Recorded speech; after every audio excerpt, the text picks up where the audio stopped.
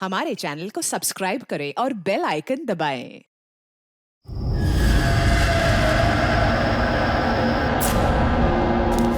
हाँ दी मैं बहुत ज्यादा लेट हो रहा हूँ। आपसे बाद में बात करता हूँ। क्यों? कहाँ जा रहा है?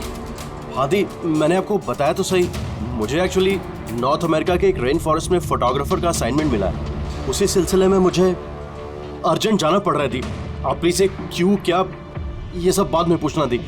क्या छुपा रहा है? जल्दी बता। अरे दी, मैं आपसे कुछ क्यों छुपाऊंगा दी, सच सबको पता चल जाएगा।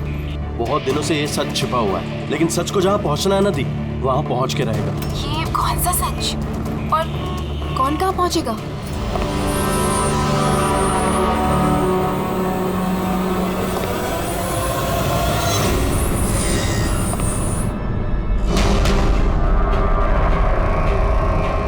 माया दी, मेरे पास बिल्कुल टाइम नहीं है।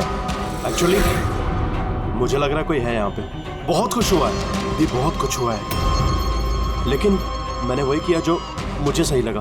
केतन, साफ साफ बात कर, क्या हुआ है? इस वक्त मेरे स्टूडियो में कौन आ सकता है? ये दरवाजा खोल। दीप, कोई दरवाजा खोल रहा है। केतन, जल्दी खोल वरना। कौन है? हेलो, क्या हुआ? खुलता है कि नहीं? हेलो केतन, भाई। देखो, आगे मत बढ़ो। कहाँ है वो फोटो? मैंने क्या किया है तुमने? बोलो। केतन, केतन, बोल। मैंने कुछ नहीं किया। बोल दे, नहीं तो मरेगा तू। प्लीज आगे मत बढ़ो। फोटो कहाँ है? जल्दी बोल दे, बता दे। नहीं, मैंने कुछ नहीं किया। देखो, मैंने कुछ नहीं किया। तो बैठेगा। आगे मत बढ़ो।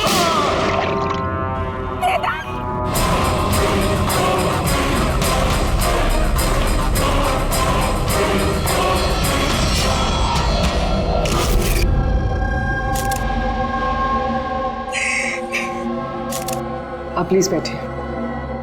संभालिए।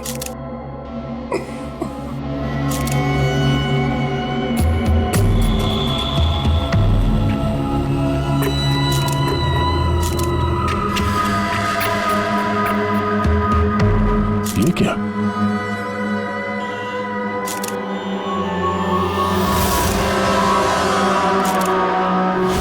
ये किसी के जूतों से आया लगता है। सर वो केतन के जूतों साफ थे। स्टूडियो के फ्लोर पे भी ऐसे निशान कहीं नहीं है। जस्ट पेपर दे।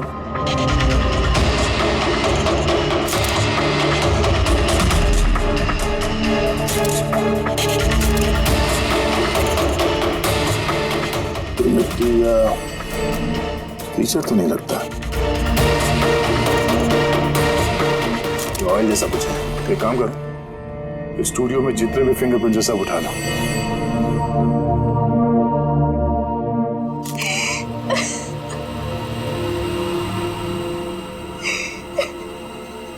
आज ही हम जानते हैं कि ये समय ठीक नहीं है पूछताछ करने के लिए, पर फिर भी आपको परेशान कर रहे हैं। जरा ठीक से याद करके बताइए, आपने ये पूरा हादसा फोन पे सुना था, तो केतन और उस दूसरे आदमी के बीच में क्या बात हुई थी? वो आते ही बुरी तरीके से केतन को मार रहा था। वो चीख रहा था, चिल्ला रहा था, चीजें इधर उधर टूटने की आवाजें आ रही थी। मैंने कुछ नहीं किया। देखो, आगे मत बढ़ो, मुझे कुछ नहीं मालूम ना। वो कुछ फोटोज के बारे में बातें कर रहा था। सर, ये माया जो कह रही है कि केतन का खून उस वजह से हुआ है, एक एविडेंस की वजह से। एविडेंस क्या? वो फोटोग्राफ था? सर, केतन ने किसी कपल की इंफॉर्मेशन लिख के रखी है सर, ये देखिए। कोई मनन और शामली है, जूर से। सर, सर ये देखिए, कैलेंडर पर 14 अप्रैल 2018 ये डेट मार्क की, द एनिवर्सरी। अरे ये तो आज की डेट है। इसका मतलब है आज के दिन कुछ होने वाला था जिसके बारे में केतन जानता था। उसका मोबाइल फोन चेक करो, देखो आखिरी बार किससे बात हुई थी उसकी।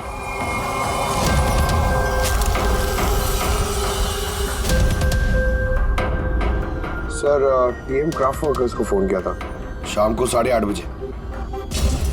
टीएम क्राफ्ट वर्कर्स, वो भी केतन के मर्डर के ठीक आधा घंटा पहले।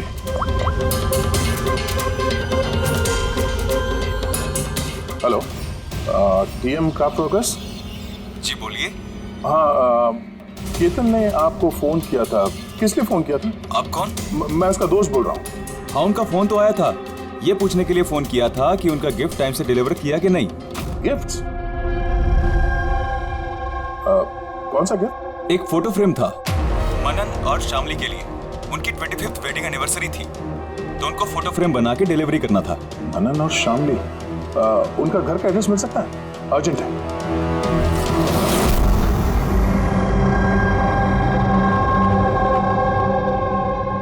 फोटो किसने भेजी? केतन?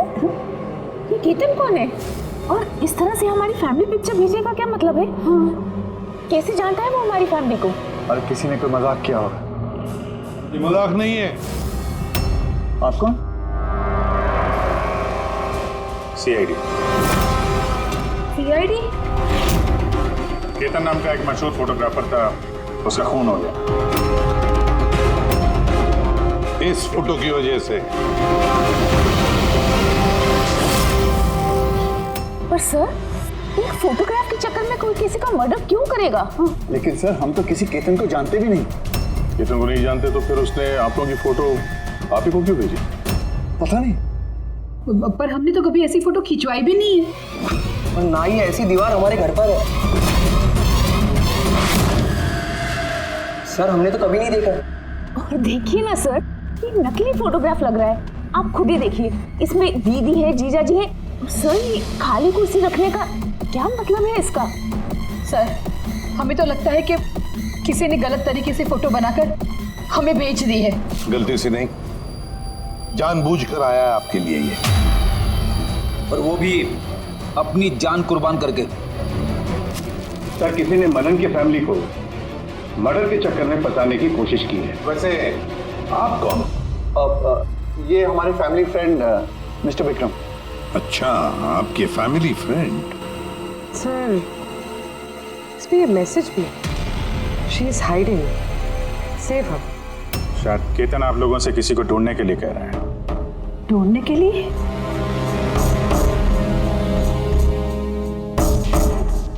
सर ये फोटो तो मेरी बेटी रिया जैसी लग रही है। हाँ, सर पता नहीं किसका हाथ पकड़ कर खड़ी है। देखो ना, ये हमारी बेटी जैसी ही लग रही है। नहीं, ये रिया नहीं है। ये रिया नहीं है। ये येलो कलर की ड्रेस मेरी रिया नहीं पहनी थी जब वो गायब हुई। लगता है केतन रिया को ढूंढने के लिए कह रहा है। ये रिया है, देखो ना। ये रिया नहीं है। एक मिनट, कब से गायब है आपकी बेटी रिया? 12 साल। 12 साल? सर ये 12 साल के बाद कोई किसी की इंफॉर्मेशन क्यों देगा? रिया 12 साल से रिया गायब है।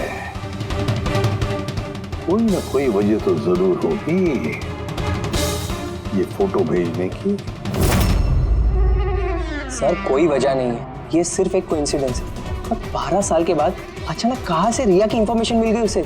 सर देखिए, ये रिया हो ही नहीं सकती। रिया की मौत 12 साल पहले हो चुकी है। ये रिया कैसे हो सकती है? ये रिया ही है। मैंने देखो ना, ये हमारी बेटी रिया ही है। के पीछे पड़ी है रिया ही। संभालिए अपने आप को। देखो तो। अरे चलो जल्दी।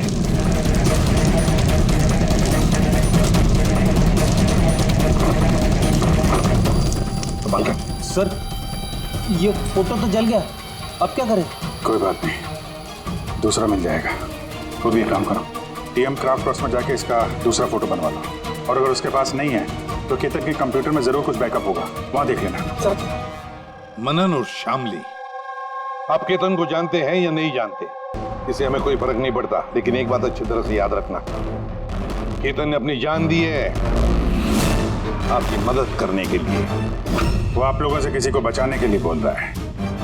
कोई छिपी हुई है, उसे ढूंढने के लिए बोल रहा है। और वो कौन है और कहां छुपी है? वो तो हम ढूंढ ही लेंगे। एक बात अच्छी तरह से याद रखना, जितने भी लोग यहाँ पर हैं उनमें से कोई भी ये शहर छोड़कर नहीं जाएगा जब तक हमारी तहकीकात पूरी नहीं होती। हमें तुम सब पर शक है, सब पर। एक मिनट के लिए मनन, शामली, आयशा और विहान इनके इस नकली फोटोग्राफ को बाजू में रखते हैं और उनके पीछे जो दीवार है उन पर कंसंट्रेट करते हैं, ये फ्रेम्स और ये जो पीछे लिखे हुए नंबर्स पर। अब शामली ने इशारा किया था इस फ्रेम पर, 3 नंबर वाली फ्रेम पर, पीले रंग का फ्रॉक पहनी हुई और किसी का हाथ पकड़ा हुआ है उस लड़की ने। शामली को एकदम से लगा सर इस फोटो में ये बच्ची उनकी खोई हुई बेटी रिया है। और फिर ये message, she is hiding, save her. लेकिन सर विक्रम तो बार बार कह रहा था कि रिया मर चुकी है। हो सकता है ये मैसेज रिया के बारे में हो सकता है वो अभी भी जिंदा हो। बिल्कुल हो सकता है पूर्वी, बिल्कुल हो सकता है। और शायद केतन यही कहना चाहता है इन लोगों को, मनन के फैमिली को, कि शायद रिया जिंदा है और उसे मदद की जरूरत है। लेकिन सर उसे इतनी मेहनत करने की क्या जरूरत थी? फोन कर देता सीधे और बोल देता जो भी बोलना है रिया के बारे में, या फिर पुलिस को इन्फॉर्म कर देता। सर हो सकता है उसे किसी ने डराया धमकाया हो और तभी तो मजबूर होकर उसने ये सब किया है। केतन ने तो अपना फर्ज निभाया है और हम उसकी मेहनत को बेकार नहीं जाने देंगे। पूर्वी एक काम करो, ये पूरा का पूरा फोटोग्राफ किसी अच्छे फोटो लैब में लेकर जाओ और ये पीछे टंगी हुई ये जो छोटी छोटी फ्रेम्स है ना, उनको अच्छी तरह से चेक करो। और ये भी देखो ये जो वॉल है पूरी, क्या वो फोटोशॉप तो नहीं की गई है? और रिया के लापता होने की एफआईआर की कॉपी भी चाहिए हमें। केतन मनन की फैमिली को तो नहीं जानता था, तो ऑब्वियसली रिया को भी नहीं जानता होगा। तो फिर उसने मनन की फैमिली को ये इंफॉर्मेशन क्यों दी और इस तरह से क्यों दी? सर केतन का खूनी जरूर रिया के फैमिली से जुड़ा हुआ है सर। इन सारे लोगों के फोन रिकॉर्ड्स चेक करो फ्रेडी, और साथ साथ केतन के फोन रिकॉर्ड्स भी। और एक बात, मनन की फैमिली पर कड़ी नजर रखो और साथ साथ उनका जो दोस्त है ना विक्रम, उस पर भी देखो ये लोग कहां कहां जाते हैं, किस किस से मिलते हैं, क्या क्या करते हैं। एक एक बात पर कड़ी नजर रखो, एक एक बात की खबर रखो। केतन के साथ जितने भी लोग काम करते थे ना, उनसे मिलना पड़ेगा। आप दोनों तो केतन को बहुत अच्छी तरह से जानते थे, तो कभी उसने आप लोगों को बताया किसी छोटी सी बच्ची के बारे में, जू के एक फैमिली के बारे में, उनके फैमिली पोर्ट्रेट के बारे में? जी नहीं सर, मुझे तो अब तक उसने कभी कुछ नहीं बताया। अच्छा, केतन सिर्फ आपके लिए काम करता था या और भी कुछ करता था किसी और के लिए? केतन मेरे लिए फैशन फोटोग्राफी करता था, साथ ही साथ बड़े बड़े फैशन हाउसेस के लिए एक्सक्लूसिव कैटलॉग शूट करता था। माया, आप केतन की बहन है तो आपको तो पता हो गया वो किस किस से मिलता था। सर केतन बहुत ही रिजर्व रहता था, बस अपने काम में ही मग्न, और उसके दोस्त भी गिने चुने ही थे। और सर हाल ही में केतन को एक इंटरनेशनल एग्जीबिशन के लिए असाइनमेंट मिला था, जिसके लिए वो मुंबई की गलियों में घूमकर स्ट्रीट फोटोग्राफी शूट किया करता था। वो फोटोग्राफ देख सकते हैं हम? जी सर।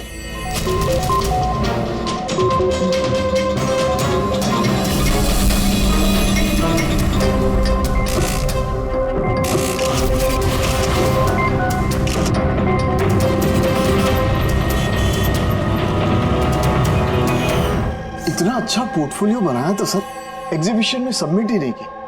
बहुत परेशान हो गया था वो।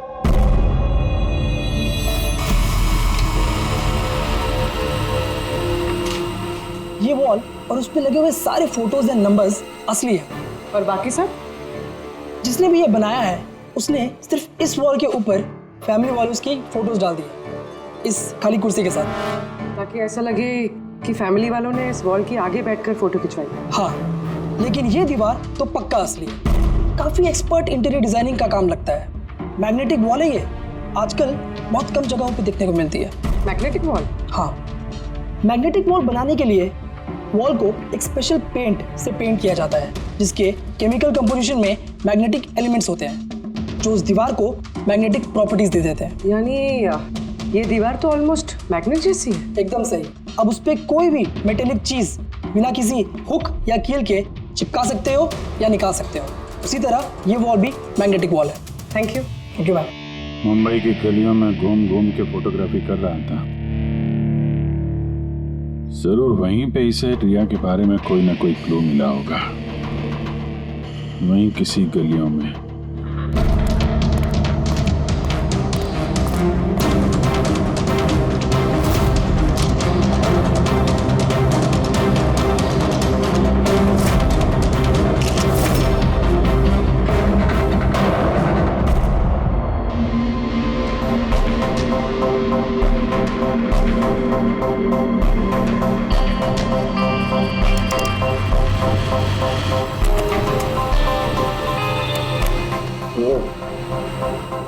ये बात है।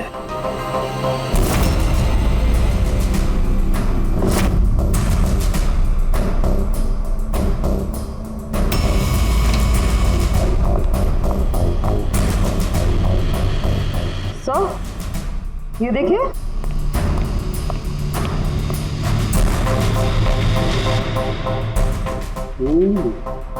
Good job Tarika. Thank you. बोल सामने क्या मिला? बॉस, एक खास चीज मिली है। दया, तुम्हें याद है तुमने मुझे कुछ चिकना सा पदार्थ ला करके दिया था जो तुम्हें क्राइम स्पॉट पे से मिला था, याद है? सर, ये वहाँ क्राइम सीन पर मिला।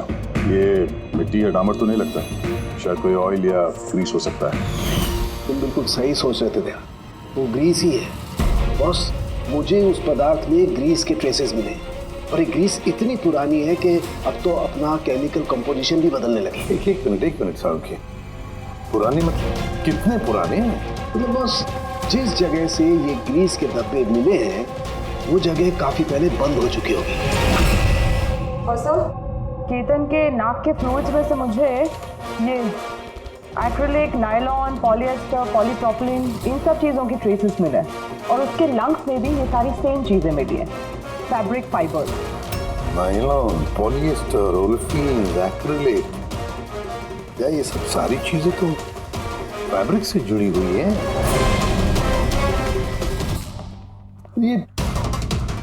ये तो एक फोटोग्राफर था, इसका क्या संबंध इन सारी चीजों से? हाँ सर, जिस जगह पे ये रहता है इसके घर के आसपास कोई फैक्ट्री वगैरह भी नहीं है, तो फिर एक कपड़े के रेशे इसके लंच में कैसे घुस गए? हो सकता है ऐसी जगह पे आता जाता हो। हाँ बस, कोई फैक्ट्री, कारखाना मिली और बार बार जाता होगा सर, तभी ये पॉसिबल है। बार बार जाता होगा केतन ऐसी जगह पे, पर क्यों, किस लिए? सर, श्यामली डिप्रेशन में चली गई है, वो घर से बाहर ही नहीं निकलती। और विक्रम और विहान मिलते रहते हैं, पता नहीं उन दोनों के बीच क्या बहस होती रहती है। और ये विहान वकीलों से जाके मिल रहा है। वकीलों से? हाँ सर, और आयशा अपनी किसी फ्रेंड्स के घर जाती रहती है, लेकिन उसकी जो ये फ्रेंड है उम्र में काफ़ी बड़ी है, मुझे नहीं लगता कि उसका इस केस से कोई ताल्लुक है। और ये जो मनन है ना, केतन के बारे में पता लगाने की काफ़ी कोशिश कर रहा है। अच्छा, अभी फ्रेडी वो जो फोन कॉल के रिकॉर्ड जो ट्रैक किए थे, क्या पता चला? कुछ नहीं पता चला सर, उनके जो रजिस्टर्ड मोबाइल नंबर है उसमें कुछ नहीं है। फोटोग्राफ्स का प्रिंट निकाल लिया? हाँ सर। सर, जैसे कि मैंने फोन पे बताया था, वो दीवार असली है सर, मैग्नेटिक वॉल। हाँ सर। सर, केतन ने ये सारी फोटोज उस वॉल पे लगाकर वो फोटो ली है और फिर उस पर वो फैमिली वाली फोटो फोटोशॉप कर।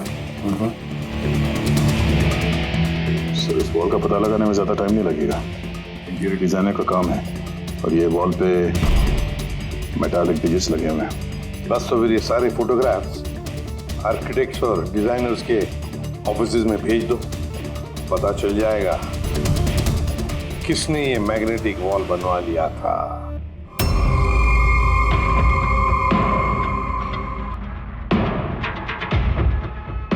अब ये जो फैमिली बैठी हुई है, इनके पीछे जो दीवार है वो आपने बनाई है क्या? सर, एक एनआरआई इंटीरियर डिजाइनर है, वो अपने बोल्ड और क्रिएटिव डिजाइन को लेकर काफी फेमस है। हो सकता है उसी ने वो बनाई है। ऑफ कोर्स ये मेरे ही डिज़ाइंस है। मैजिक लाइफ एड लैब्स के लिए डिज़ाइन की थी मैंने। It's a magnetic wall. ये सारे नंबर्स मैग्नेटिक मटेरियल के हैं जिसे बिना कोई हुक या कील के लगा भी सकते हैं और निकाल भी सकते हैं। लेकिन मेरे डिज़ाइंस के हिसाब से ये सारे सीरियल नंबर्स में थे, जैसे 1 2 3 4 5 6 7 8 9 10। हाँ मगर मैम इसमें तो नंबर्स 1 3 2 0 6 7 8 9 ये ऐसे कैसे? हाँ? सर शायद केतन ने किया, लेकिन उसने इस वॉल की फोटो क्यों ली? ये तो अब मैजिक लाइफ एड लैब वाले ही बताएंगे। सर यही है वो वॉल जिसकी आपने हमें फोटो दिखाई थी? हाँ सर, और वॉल पे फोटोज के जो एक्चुअल नंबर थे वो ये थे सर। फोटोज में जो भी चेंजेस थे वो केतन ने किए थे सर। केतन, ये नंबर्स तो ऑर्डर में थे ना, फिर तुमने सिर्फ 3206 को चेंज कर उसके नीचे स्पेसिफिक फोटोज क्यों लगाई है? कुछ नहीं, वो पजल्स बना रहा, नंबर्स और फ्रेम्स को मिला के एक इंटरनेशनल एग्जीबिशन है उसी के लिए।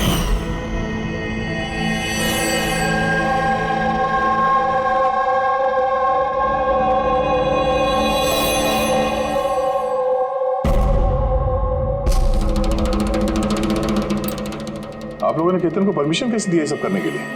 दरअसल सर केतन हमारे साथ पहले भी काम कर चुका है और वो एक इंटरनेशनल एग्जीबिशन के लिए कुछ फोटोज ले रहा था और इसलिए उसको ये वॉल की ज़रूरत थी, तो हमने उसे ये वॉल यूज़ करने दिया। यस सर, एंड कुछ पजल की बात कर रहा था, कुछ समझ में नहीं आ रहा था सर। पजल है?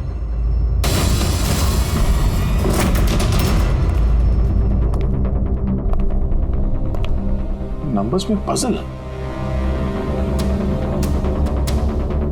उस पोर्ट्रेट में 3206 था और उसके नीचे जो फोटोग्राफ्स हैं, कहीं वो फोटोग्राफ्स ही पजल तो नहीं?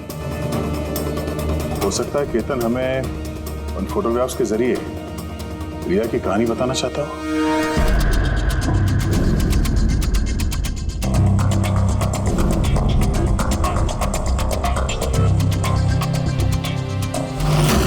रिया गायब कब हो गई थी?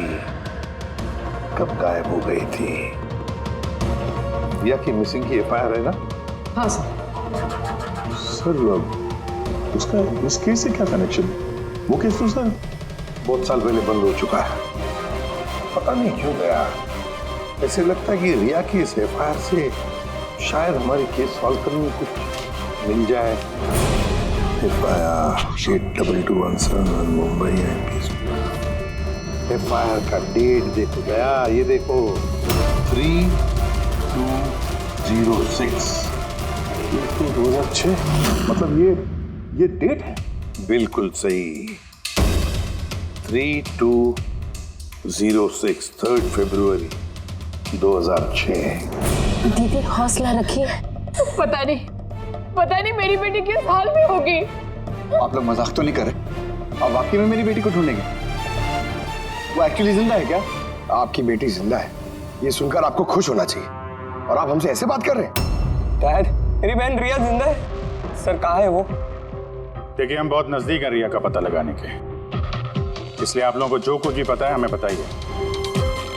आखिरी बार आप लोगों ने उसे कब देखा था, क्या हुआ था उसके साथ, और एग्जैक्टली गायब हुई कैसे वो? लेकिन सर इन 4 फोटोज का क्या मतलब है? केतन जरूर हमें रिया के बारे में कुछ बताने की कोशिश कर रहा था। देखो ना फोटोग्राफ, ये 3 नंबर का फोटो देखो, इसमें एक छोटी बच्ची रो रही है, किसी बड़े आदमी का हाथ पकड़ के जा रही है। फोटो नंबर 2 में रिया थोड़ी बड़ी हो चुकी है, ऐसे जाली के पीछे जैसे उसे किसी ने उस जाली के अंदर कैद करके रखा है। ये तीसरा फोटो, इसमें भी ऐसे लग रहा है कि इसे बंदी बना कर रखा गया है। और सर इस आखिरी फोटो में कोई उसे गले लगा रहा है और पीठ पे खंजर मारने जा रहा है। सर ऐसा लगता है कि केतन इन फोटोग्राफ के जरिए रिया की कहानी बता रहा है। एग्जैक्टली। देखो रिया बचपन में किडनैप हो जाती है, फिर वो बंदी बनाई जाती है, और फिर जब वो 18 साल की हो गई तो उसे इन जंजीरों में जकड़ के रखा था, और फिर उसे कोई मिल गया जिसने उसे मारने का प्लान बनाया। कोई ऐसा जिस पर रिया विश्वास करती है? मतलब सर, केतन ने जानबूझ के मॉडल्स की ऐसे फोटो बनाई है ताकि सच को सामने लाया जा सके। इसलिए उसने केतन को रास्ते से हटा दिया। रिया बाकी बच्चों की तरह नॉर्मल नहीं थी। उसका दिमाग उसकी उम्र के बच्चों के कंपैरिजन में बहुत ही कमजोर था, इसीलिए उसे लगातार दवाइयों की जरूरत पड़ती थी। अगर वो दवाइयां नहीं लेती थी तो उसका दिमाग कंट्रोल में नहीं रहता था। वो कुछ भी कर सकती थी, वो अपने आप को चोट पहुंचा सकती है, वो अपने आप को मार भी सकती है। तो ये रिया गायब कहाँ से हुई? हमने उसे स्पेशल बच्चों की स्कूल में डाला था, वहीं से वो गायब हुई है। तो फिर उसके बाद आप लोगों को कोई फोन आया पैसों के लिए या किसी और चीज के लिए? नहीं, कुछ नहीं। हाँ, पर बाद में हमें पता चला कि हॉस्पिटल में से उसकी मेडिकल फाइल गायब हो गई थी। फाइल गायब हो? कोई भला ऐसा क्यों करेगा? वो भी ऐसी लड़की की जिसकी दिमागी हालत इतनी नाजुक है। वही तो मैं कह रहा हूं। अरे जिसकी दिमागी हालत इतनी नाजुक हो, वो लड़की 12 साल कैसे जिंदा रह सकती है? अरे मुसीबत थी वो। कैसे कह सकते हैं आप ये? शर्म आनी चाहिए आपको। बेटी है वो आपकी। एक बात तो समझ में आ गई मिस्टर मनन, अगर रिया मिल भी गई तो आपको ज्यादा खुशी नहीं होगी। लेकिन हम उन्हें ढूंढ के रहेंगे किसी भी तरह।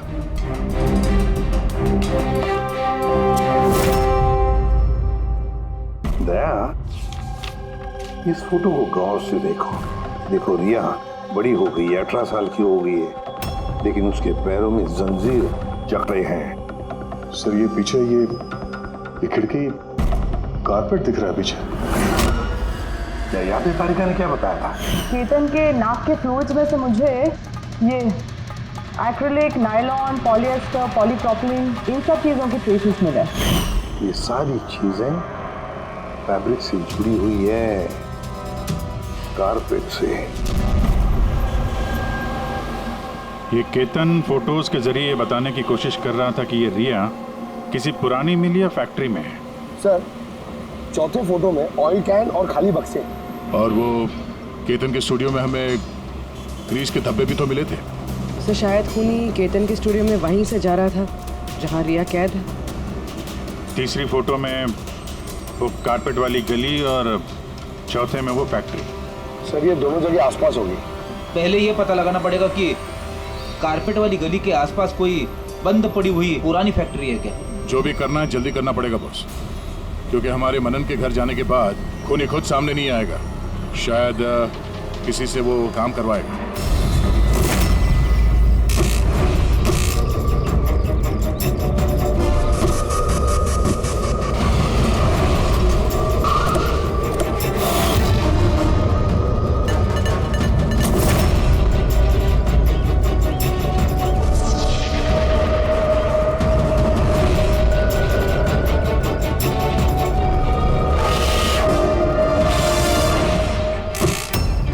इन्होंने ही हमें पैसे दिए थे हमारी फोटो खिंचाने के। 2 दिन के लिए आए थे, तीसरे दिन भी दिखे थे, लेकिन वो शायद किसी का पीछा कर रहा था।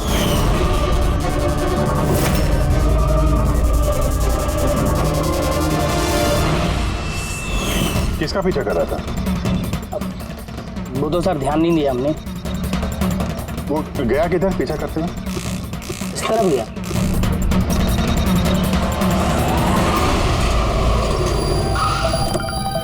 हाँ, पहुंच गया हूं मैं, फिक्र मत करो, जिंदा नहीं बचेगी वो।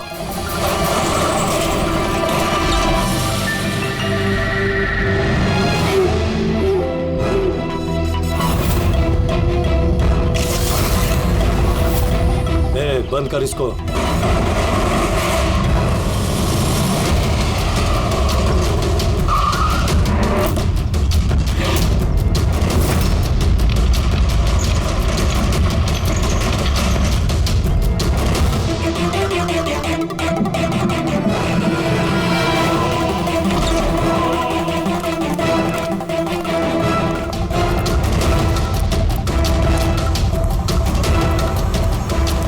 मजबूरी है, बच्ची को खत्म करना पड़ेगा।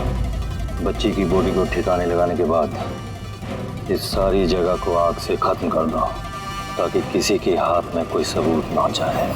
यहाँ पे तो कुछ मिला नहीं, चलो दूसरी जगह देखते हैं।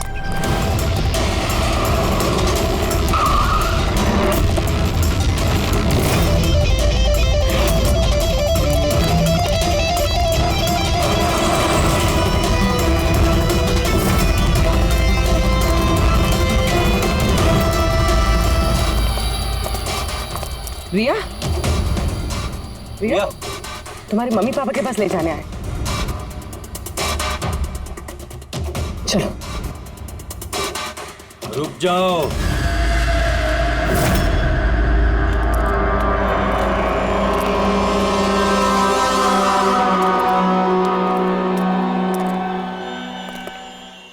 रिया बेटा, आजा, आजा बेटा, आजा आजा आजा आजा आजा आजा आजा। रिया, रिया, रिया, आजा आजा आजा। रिया बेटा, ये अंकल के साथ जाएगी। ये बच्ची तुम लोगों के साथ नहीं जाएगी, कोशिश करके देख लो। ये ठीक कह रहा फ्रेडी। ये लड़की हम लोगों को अपना दुश्मन समझ रही है और इसे अपना दोस्त, क्योंकि ये इन लोगों को रोज देखती है। ये बिल्कुल ठीक कह रहा है। और इस मासूम बच्ची को तो ये भी पता नहीं है कि ये आज मरने वाली है।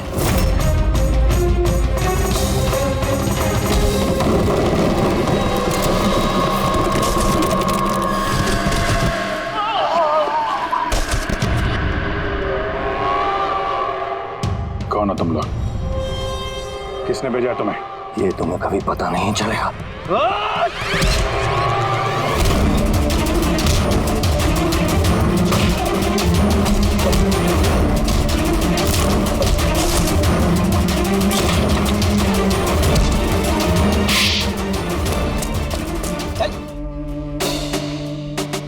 ये तो गया।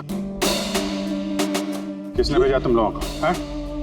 साहब, मुझे कुछ नहीं मालूम साहब, सब कुछ इसी को मालूम है। जिसको पता था वो तो मर गया। अब कैसे पता चलेगा सर किसने भेजा था इन्हें? रिया तो बेचारी इतनी डरी हुई है, कुछ बोल भी नहीं सकती। रिया बोल नहीं सकती, मगर पहचान तो सकती है। मतलब रिया ने इस खूनी को पहचाना। क्यों? क्योंकि उसे हर रोज मिलती थी, उसे हमेशा देखती थी, उसे लगता था कि ये उसका अपना कोई है और इसीलिए उसके साथ जाने के लिए राजी हो गई। तो फिर रिया उसे भी पहचान लेगी जिसने 12 सालों से इसको यहाँ पे कैद करके रखा है, जो उससे हर रोज बात करता है और जिसने इसे मारने के लिए इन लोगों को यहाँ पे भेजा था। अब रिया बताएगी कि असली गुनहगार कौन है। रिया, जाओ रिया। अच्छा मेरी बच्ची, आ बेटा।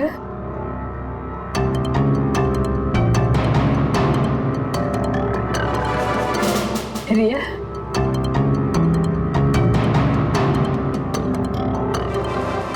आजा मेरी बच्ची, अपनी माँ के पास आजा बेटा। आ बेटा, आ बेटा, आजा, आजा मेरी बच्ची, आजा बेटा। रिया,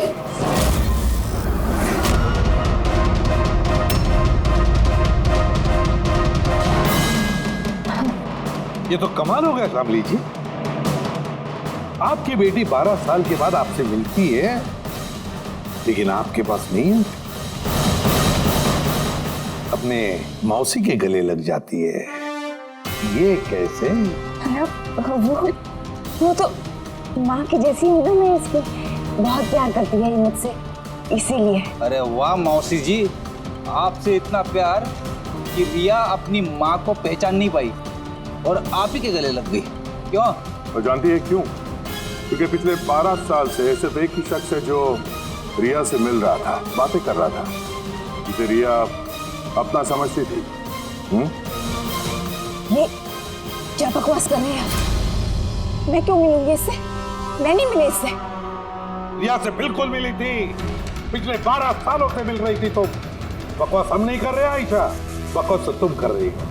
हमने तो उस डॉक्टर को भी ढूंढ निकाला जिसकी मदद से तुम पिछले 12 सालों से रिया को दवाइयां देती थी, उसकी टेस्ट करवा रही थी। मैं किसी डॉक्टर को नहीं जानती, मैं कह रही हूँ ना आपसे, मैंने कोई मेडिकल टेस्ट नहीं करवाया इसका। बिल्कुल करवाई थी। नहीं, मैंने कोई टेस्ट नहीं करवाया। झूठ बोल रही हो तुम, टेस्ट करवाया था तुमने। मैंने कोई टेस्ट नहीं करवाया, मैं सच कह रही हूँ। मैं किसी डॉक्टर को नहीं जानती, मैं तो इसे 12 सालों से वही दवाई दे रही हूँ जो ये 7 साल की उम्र से खाती आ रही है बस।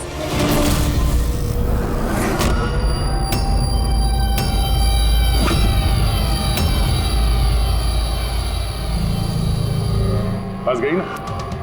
हाँ? इस आदमी को आपने भेजा था रिया को मारने के लिए। उसके मोबाइल में हमें उसका नंबर मिला जो इत्तेफाक से आपकी दोस्त है, जिससे आप अक्सर मिलती हैं। आयशा, तुमने ये सब क्यों किया? विहान के लिए।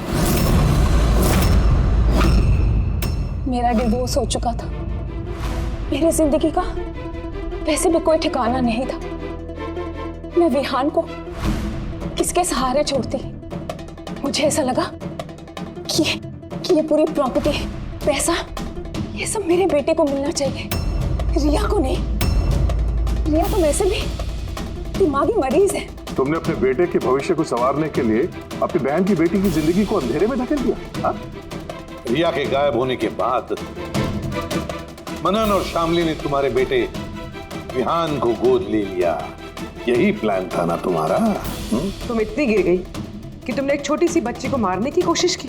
मैं उसे मारना नहीं चाहती थी, माँ हूं मैं भी। मेरा यकीन मानिए, मैं रिया को चोट नहीं पहुंचाना चाहती थी। बहुत कोशिश की मैंने उसे संभालने की, लेकिन संभाल नहीं पाई और इसीलिए तुमने रिया को मारने का प्लान बनाया। ये केतन कहाँ से बीच में आया और उसे रिया के बारे में कैसे पता चला? केतन के साथ मेरा अफेयर चल रहा था। भले उम्र में वो मुझसे छोटा था, पर मैं उसकी मदद करती थी। काफी बार मैंने उसे पैसे दिए उसके काम के लिए। सिर्फ बॉयफ्रेंड था, उसने तो तुमसे दिलो जान से प्यार किया। क्या वही उसका कसूर था? तो तुम्हारा बॉयफ्रेंड था तो तुमने उसे मारा क्यों? वो उस कारपेट वाली गली में एक दिन फोटोशूट कर रहा था। बाई चांस उसने मुझे देख लिया और मेरा पीछा करते करते वो रिया तक पहुंच गया। मैंने उसे बहुत डराया, बहुत धमकाया, यहाँ तक कहा कि मैं उसका करियर बर्बाद कर दूंगी। लेकिन नहीं, शायद उसमें इंसानियत जाग रही थी, इसलिए मुझे उसे मरवाना ही पड़ा। वाह, बहुत खूब। कैसी माँ हो तुम? 12 साल से एक मासूम बच्ची को अपनी माता पिता से दूर रखा। क्या मिला तुम्हें? हा? भूल गई तुम कि देर से ही सही सच्चाई तो सामने आ ही जाती है। अपने स्वार्थ के लिए बहुत बड़ा जुर्म किया है तुमने। कानून तुम्हें कभी माफ नहीं करेगा। कड़ी से कड़ी सजा होगी तुम्हें, कड़ी से कड़ी सजा। For more updates, subscribe to our channel, click the show links and enjoy watching the videos.